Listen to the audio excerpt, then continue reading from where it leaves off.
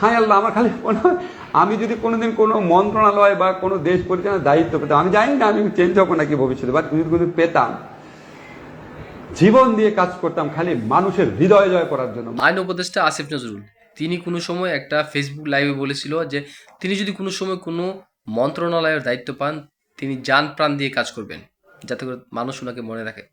এখন তো প্রবাসী কল্যাণ মন্ত্রণালয় আপনার অধীনে, তা আপনি প্রবাসীদের জন্য কি কাজ করছেন?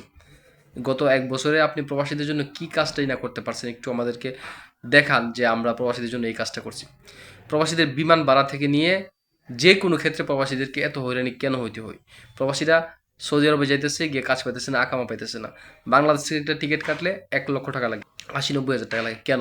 আমরা প্রবাসীদের জন্য আপনারা কেন এই জিনিসগুলা মানে কম করতেছেন না? তারপরে সবচেয়ে বড় সমস্যা হচ্ছে এখন অপহরণ সৌদি আরবের মধ্যে।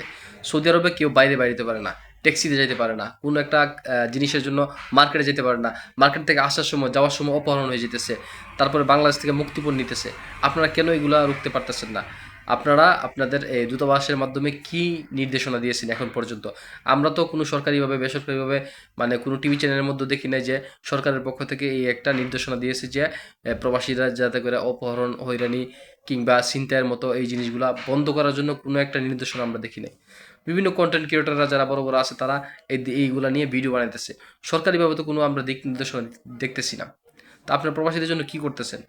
তাহলে আপনারা যদি প্রবাসীদের জন্য কোনো কিছু না করতে পারেন, তাহলে আমি প্রত্যেকটা প্রবাসীকে বলবো রেমিটেন্স শাটডাউন করেন।